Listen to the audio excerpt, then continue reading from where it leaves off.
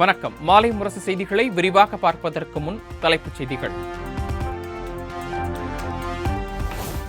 ஒகேனக்கல் காவிரி ஆற்றில் வரும் நீரின் அளவு 45,000 கன அடியாக அதிகரிப்பு. கரையோர மக்களுக்கு வெள்ள அபாய எச்சரிக்கை.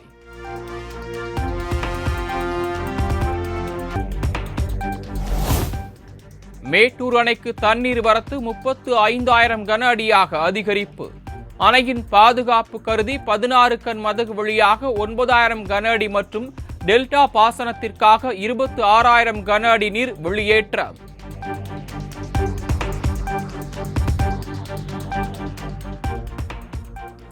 ராசிபுரம் அடுத்த மதியம்பட்டி வழியாக செல்லும் திருமணிமுத்தாற்றில் சாக்கடை மற்றும் சாயக்கழிவு நீருடன் வெள்ளப்பெருக்கு.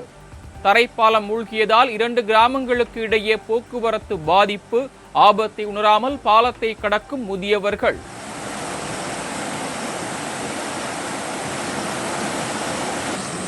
அதுக்கு மேல போகலாம்.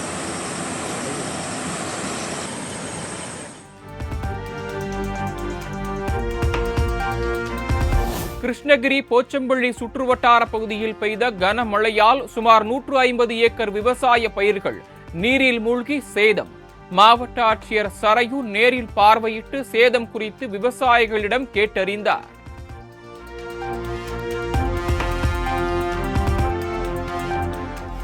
கிருஷ்ணகிரி மாவட்டம் காவேரிப்பட்டினம் உள்ளிட்ட பல்வேறு பகுதிகளில் கொட்டி தீர்த்த கனமழை. 300க்கும் மேற்பட்ட வீடுகளை சூழ்ந்த மழை நீரால் மக்களின் இயல்பு வாழ்க்கை பாதிப்பு.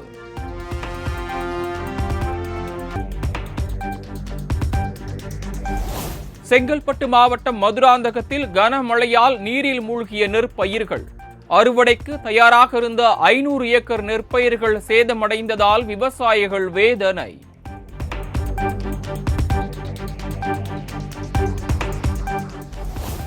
தேனி மாவட்டம் பெரியகுளத்தில் கனமழையால் சேதமடைந்த 500 ஏக்கர் நெற்பயிர்கள். நிவாரணம் வழங்க நடவடிக்கை எடுக்க வேண்டும் என அரசுக்கு விவசாயிகள் கோரிக்கை.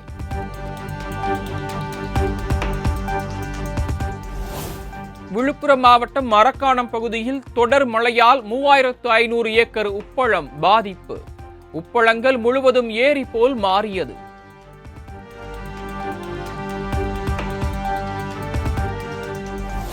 இன்று முதல் 3 நாட்களுக்கு நீலகிரி, கோவை மாவட்டங்களில் மிக கனமழைக்கு வாய்ப்பு. தென்காசி, தேனி, மதுரை உள்ளிட்ட 17 மாவட்டங்களில் கனமழை பெய்யக்கூடும் எனவும் வானிலை ஆய்வு மையம் தகவல்.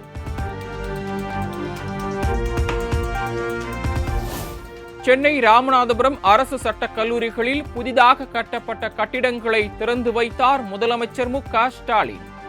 நகராட்சி நிர்வாகத்துறை சார்பில் 1,192 கோடி ரூபாய் மதிப்பிலான பல்வேறு திட்டப்பணிகளுக்கும் அடிக்கல் நாட்டினார்.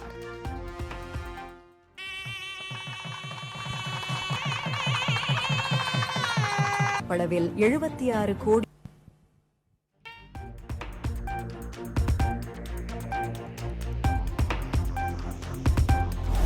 இளநிலை பொறியாளர், நகராட்சி ஆணையர், செயல் அலுவலர் உள்ளிட்ட பணியிடங்களுக்கு 171 பேர் தேர்வு. தலைமை செயலகத்தில் பணி நியமன ஆணைகளை வழங்கினார் முதலமைச்சர் மு.க.ஸ்டாலின்.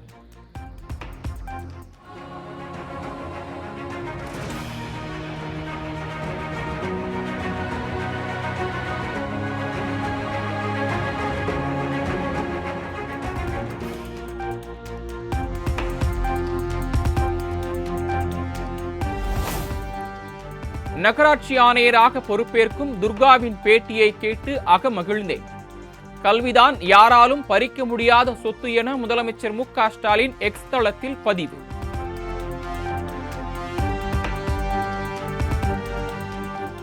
தமிழகத்தில் திருவண்ணாமலை, நாமக்கல், புதுக்கோட்டை, காரைக்குடி நகராட்சிகள் மாநகராட்சிகளாக தரம் உயர்வு. முதலமைச்சர் மு.க.ஸ்டாலின் காணொலி காட்சி வாயிலாக தொடங்கி வைத்தார். நாமக்கல், புதுக்கோட்டை மற்றும் காரைக்குடி மாநகராட்சிகள் அமைத்துருவாக்கப்பட்டும் ஸ்ரீபெரும்புத்தூர், மாமல்லபுரம் மற்றும் திருவையாறு பேரூராட்சிகள் நகராட்சிகளாக அமைத்துருவாக்க உத்தேச முடிவு ஆணை.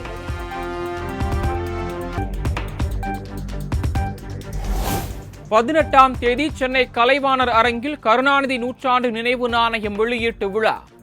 கருணாநிதி படம் பொறித்த 100 ரூபாய் நாணயத்தை மத்திய அமைச்சர் ராஜ்நாத் சிங் வெளியிடுகிறார்.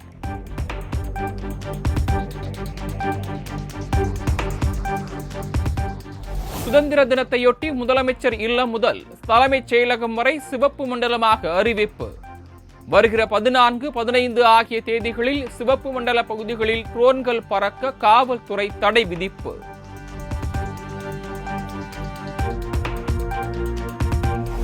கருணாநிதி நாணய வெளியீட்டு விழாவிற்கு எதிர்க்கட்சித் தலைவர் எடப்பாடி பழனிசாமி, பாஜக மாநில தலைவர் அண்ணாமலைக்கு அழைப்பு. நடிகர்கள் ரஜினிகாந்த், கமல்ஹாசன் உள்ளிட்டோருக்கு அழைப்பு விடுத்த தமிழ்நாடு அரசு.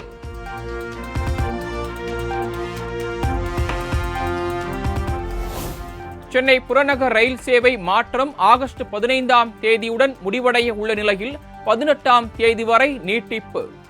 தாம்பரம் ரயில் நிலையத்தில் புதிய தண்டவாளம் அமைக்கும் பணி முடிவடையாததால் தெற்கு ரயில்வே அறிவிப்பு.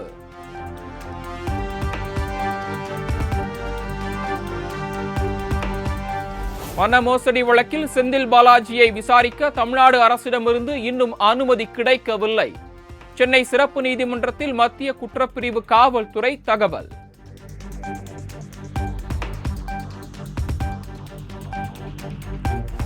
முன்னாள் அமைச்சர் செந்தில் பாலாஜி ஜாமீன் வழங்க கோரி உச்சநீதிமன்றத்தில் தொடர்ந்த வழக்கு. அனைத்து தரப்பு வாதங்களும் நிறைவடைந்த நிலையில் தீர்ப்பு தேதி குறிப்பிடாமல் ஒத்திவைப்பு.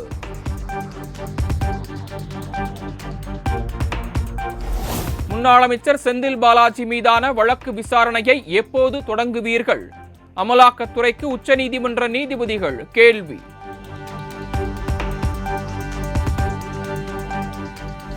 பெண் காவலர்களை அவதூறாக பேசியதாக தொடரப்பட்ட வழக்குகளில் யூடியூபர் சவுக்கு சங்கருக்கு ஜாமீன். உதகை மற்றும் சிவகங்கை நீதிமன்றங்கள் ஜாமீன் வழங்கி உத்தரவு.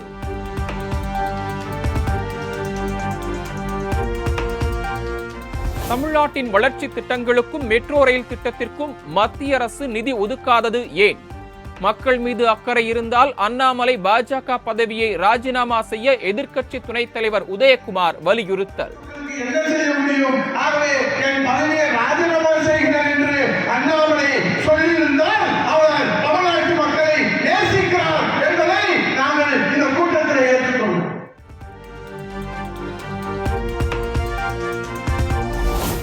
தென் மாவட்டங்களில் 2ஆம் கட்ட சுற்றுப்பயணத்தை தொடங்கினார் சசிகலா. அதிமுக கொடி கட்டப்பட்டிருந்த காரில் தூத்துக்குடி விமான நிலையத்திலிருந்து நெல்லைக்கு பயணம்.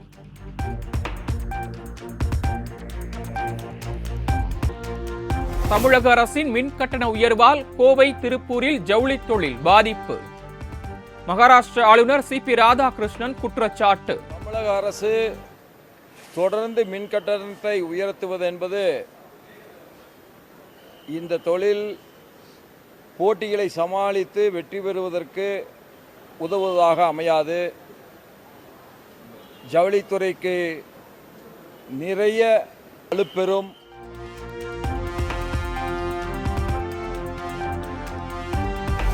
திருச்சி சோமரசம்பேட்டை, அல்லித்துறை உள்ளிட்ட கிராமங்களை மாநகராட்சியோடு இணைக்க எதிர்ப்பு. 500க்கும் மேற்பட்டோர் பேரணியாக சென்று மாவட்ட ஆட்சியர் அலுவலகத்தை முற்றுகையிட்டு போராட்டம்.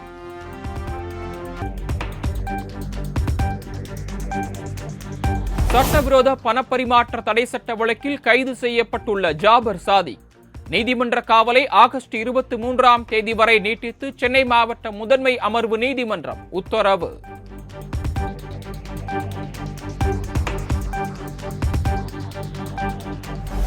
திருவண்ணாமலை மாவட்டம் செய்யாறு அருகே கடையில் குளிர்பானம் வாங்கி குடித்த 5 வயது சிறுமி பலி.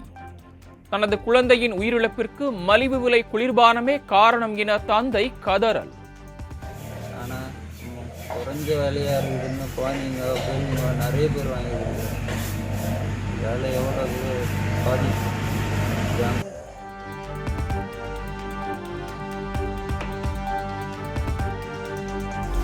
பரமக்குடி உழவர் சந்தை அருகே குப்பை தொட்டியில் 65க்கும் மேற்பட்ட வாக்காளர் அடையாள அட்டைகள் கிடந்ததால் பரபரப்பு. அட்டைகளை பறிமுதல் செய்து அதிகாரிகள் விசாரணை.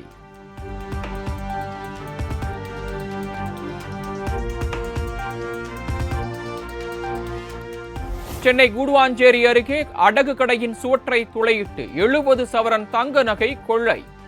அடுத்தடுத்த 2 வீடுகளின் பூட்டை உடைத்தும் கொள்ளை முயற்சியில் ஈடுபட்டதால் மக்கள் அச்சம்.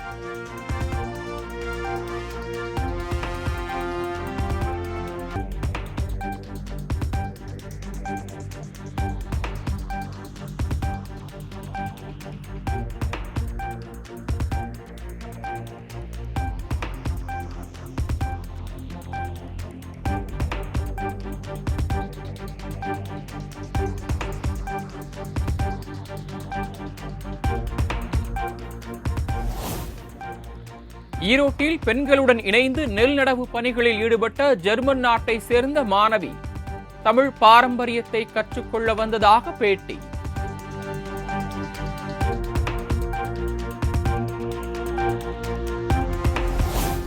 தமிழகத்தில் உலக யானைகள் தின கொண்டாட்டம் கோலாகலம்.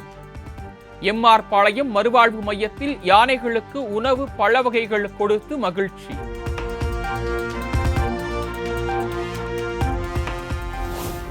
திருச்செந்தூர் முருகன் கோயில் யானை தெய்வானை உற்சாக குளியல். நீச்சல் குளத்தில் ஆனந்தமாக குளியலிட்ட காட்சி இணையத்தில் வைரல்.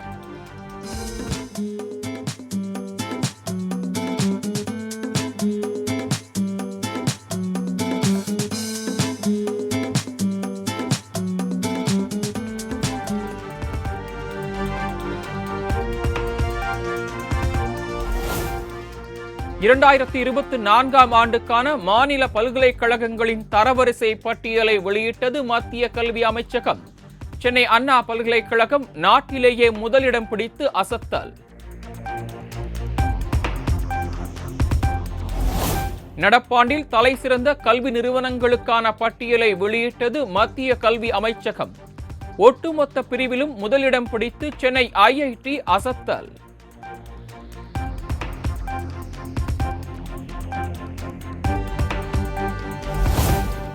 புதுச்சேரியில் விவசாய கூலி தொழிலாளர்களுக்கு மழைக்கால நிவாரணமாக 1000 ரூபாய் ஆண்டுதோறும் வழங்கப்படும் என அறிவிப்பு.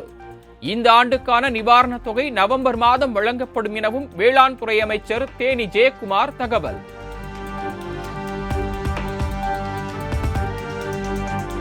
புதுச்சேரியில் அனைத்து குடும்ப அட்டைதாரர்களுக்கும் ஆண்டிற்கு 5 லட்சம் ரூபாய் வரை மருத்துவ காப்பீடு திட்டம். விரைவில் புதிய திட்டம் கொண்டுவரப்படும் என பேரவையில் முதலமைச்சர் ரங்கசாமி அறிவிப்பு.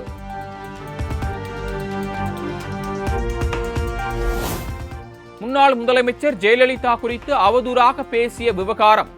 அமைச்சர் தாமோ அன்பரசனை கண்டித்து புதுச்சேரி அதிமுகவினர் மறியல் போராட்டம்.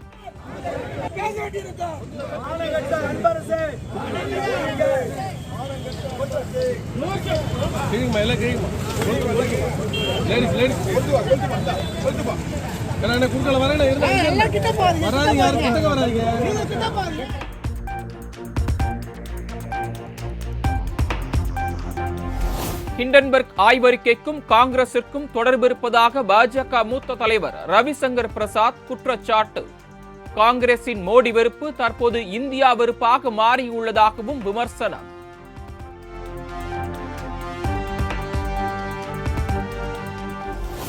டெல்லி மதுபான கொள்கை வழக்கில் சிபிஐயின் கைது நடவடிக்கையை ரத்து செய்ய வேண்டும். முதலமைச்சர் அரவிந்த் கெஜ்ரிவால் உச்சநீதிமன்றத்தில் மனு.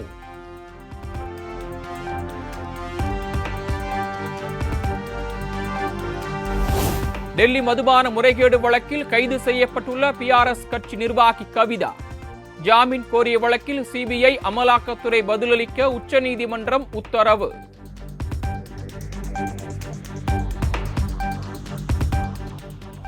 மேற்கு வங்கத்தில் பெண் மருத்துவர் பாலியல் வன்கொடுமை செய்து கொலை செய்யப்பட்ட வழக்கு. குற்றவாளிகளை ஓரிரு நாட்களில் கைது செய்யாவிட்டால் வழக்கு சிபிஐ வசம் ஒப்படைக்கப்படும் என முதலமைச்சர் மம்தா பானர்ஜி அறிவிப்பு.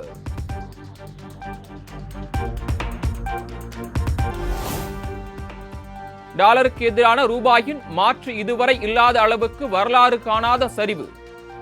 நேற்று $1 மதிப்பு 83 ரூபாய் 95 காசுகளாக இருந்த நிலையில் மாற்று மதிப்பு இன்று 83 ரூபாய் 97 காசுகளாக வீழ்ச்சி.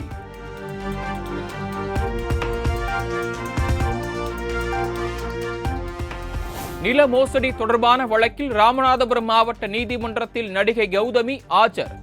தனக்கு நியாயம் கிடைக்கும் வரை போராடுவேன் என பேட்டி. ஆனா ஒண்ணு சொல்லுவேன், எனக்கு நடந்த இந்த அநியாயத்துக்கு நியாயம் கிடைக்கிற வரைக்கும் நான் போராடுவேன். எவ்வளவு நாள் ஆனாலும், எவ்வளவு தூரம் போராடணும்னாலும் நான் போராடுவேன்.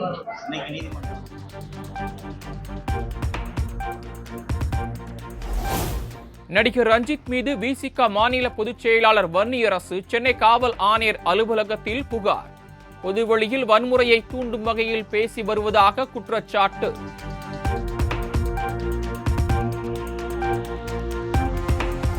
தங்கலான் மற்றும் கங்குவா திரைப்படங்களை வெளியிடும் முன்பு 1 கோடி ரூபாயை டெபாசிட் செய்ய வேண்டும். பட தயாரிப்பாளர் ஞானவேல் ராஜாவுக்கு சென்னை உயர்நீதிமன்றம் உத்தரவு.